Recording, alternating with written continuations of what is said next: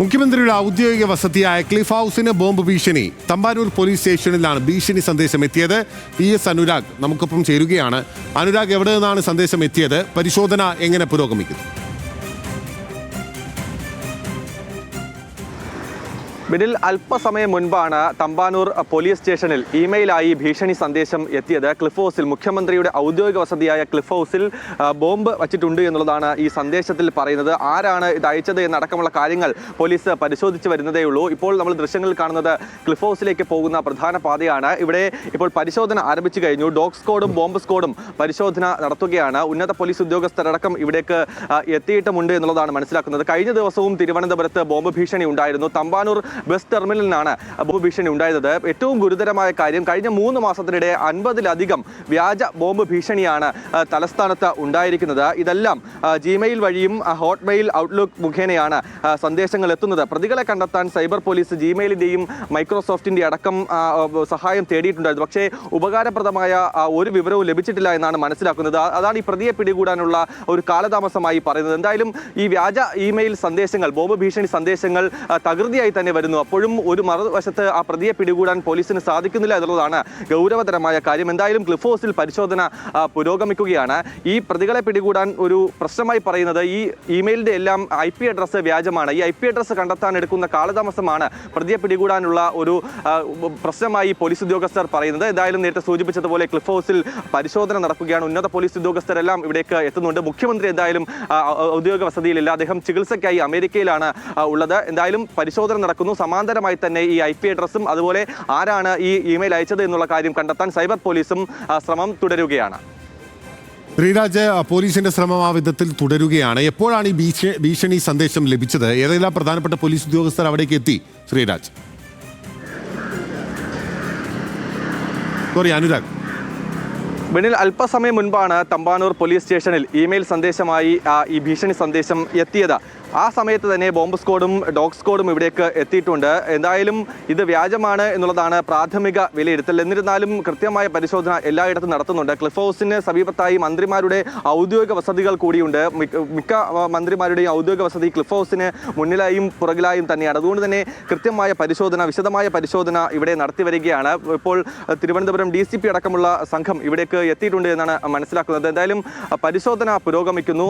അതിന് സമാന്തരമായി നേരത്തെ സൂചിപ്പിച്ചതുപോലെ ഇമെയിൽ സന്ദേശം എവിടെ നിന്നാണ് എത്തിയത്, ആരാണ് എന്നടക്കമുള്ള കാര്യങ്ങൾ കണ്ടെത്തേണ്ടതുണ്ട്. അതിന് സൈബർ പോലീസ് സമാന്തരമായി തന്നെ പരിശോധന തുടരുകയാണ് എന്നാണ് മനസ്സിലാക്കുന്നത്.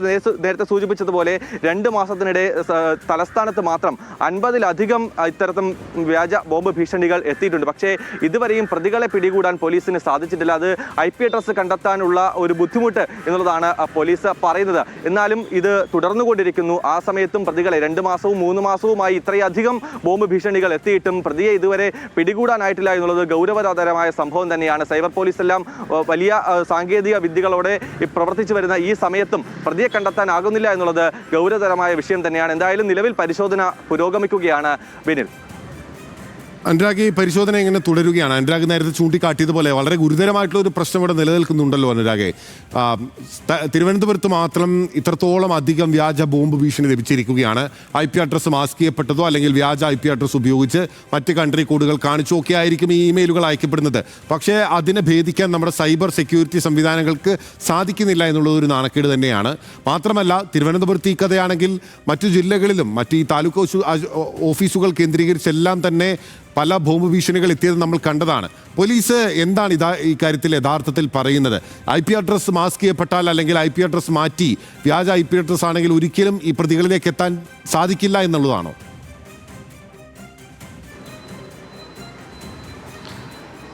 ബില്ലിൽ സൂചിപ്പിച്ചതുപോലെ ഈ ക്ലിഫ് ഹൗസിന് ആദ്യമായല്ല ബോംബ് ഭീഷണി ഉണ്ടാകുന്നത്. കഴിഞ്ഞ 2 മാസത്തിനിടെ പലതവണ ക്ലിഫ് ഹൗസിലടക്കം ബോംബ് ഭീഷണി ഉണ്ടായിരുന്നു. തലസ്ഥാനത്തെ പ്രധാനപ്പെട്ട ഓഫീസുകളിലാണ് ബോംബ് ഭീഷണി അടിക്കടി ഉണ്ടാകുന്നത്.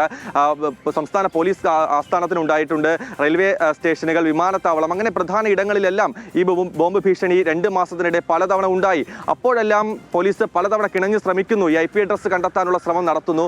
ഒടുവിൽ മൈക്രോസോഫ്റ്റിനും അതുപോലെയുള്ള കമ്പനികൾക്ക് ഔദ്യോഗികമായി തന്നെ ഇമെയിൽ അയക്കുന്നു. അവിടെ നിന്ന് കിട്ടിയ വിവരങ്ങൾ പോലും ഈ പ്രതികളെ കണ്ടെത്താനുള്ള ഒരു തുമ്പിലേക്ക് എത്തിയിട്ടില്ല എന്നുള്ളതാണ് മനസ്സിലാക്കുന്നത്. നമുക്കറിയാം, കേരള പോലീസിന്റെ സൈബർ വിങ് എത്രത്തോളം ശക്തരാണ് എന്നുള്ള കാര്യം അറിയാം. പല കാര്യങ്ങളിലും അവർ കൃത്യമായി തന്നെ പ്രവർത്തിക്കുന്നുണ്ട്, അത് കൃത്യമായി തന്നെ തെളിയിച്ചിട്ടുമുണ്ട്. പക്ഷേ ഇത്രയും ഗൗരവതരമായ ഒരു സംഭവം ഉണ്ടാകുമ്പോൾ എന്തുകൊണ്ട് അത് കണ്ടെത്താനാകുന്നില്ല എന്നുള്ളത് പ്രധാനപ്പെട്ട ചോദ്യമായി തന്നെ നിലനിൽക്കുകയാണ്. അത് പ്രധാനമായ ഇടങ്ങളിലാണ് ഈ ബോംബ് ഭീഷണി അടിക്കടിക്ക് ഉണ്ടാകുന്നത് എന്നതാണ് ഗൗരവതരമായ വിഷയം. അവിടെ ഇത്തരത്തിൽ ഒരു സംഭവം ഉണ്ടാകുമ്പോൾ പോലും ഒരു പ്രതിയെ അല്ലെങ്കിൽ പ്രതിയിലേക്ക് എത്താൻ, അല്ലെങ്കിൽ എവിടെ നിന്നാണ് ഈ ഇമെയിൽ സന്ദേശം എത്തിയത്, അല്ലെങ്കിൽ ആരാണ് ഇത് അയക്കുന്നത് എന്നുള്ളത് കണ്ടെത്താൻ പോലും, ആ വിവരം പോലും പോലീസിന് കണ്ടെത്താൻ സാധിക്കുന്നില്ല എന്നുള്ളതാണ് ചെറിയ നാണക്കേടായുള്ളത്. എന്തായാലും അടച്ചാക്ഷേപിക്കേണ്ട കാര്യമില്ല. പല വിഷയങ്ങളിലും പ്രധാനമായും അന്വേഷണം നടത്തി കുറ്റവാളികളെ ദിവസങ്ങൾക്കുള്ളിൽ തന്നെ പിടികൂടിയ കേരള പോലീസാണ്, സൈബർ വിങ്ങാണ്. പക്ഷേ ഇത്തരത്തിലുള്ള പ്രശ്നങ്ങൾ കൂടി നിലവിലുണ്ട് എന്നുള്ളതാണ് സൂചിപ്പിക്കേണ്ടത്. ഉറപ്പായും പോലീസിന്റെ മേന്മയെ സംബന്ധിച്ച് നമുക്ക് ആർക്കും സംശയമില്ല. രാജ്യത്ത് തന്നെ ഏറ്റവും മികച്ച വൈദഗ്ധ്യമുള്ള പോലീസ് സേനകളിൽ ഒന്നാണ് കേരള പോലീസ് എന്ന കാര്യത്തിൽ സംശയമില്ല. പക്ഷേ ഇത്തരത്തിൽ ഉണ്ടാകുന്ന ബോംബ് ഭീഷണികളിൽ പ്രതികളിലേക്ക് എത്താൻ സാധിക്കുന്നില്ല എന്നുള്ളത് പ്രധാനപ്പെട്ട ഒരു കാര്യമാണ്.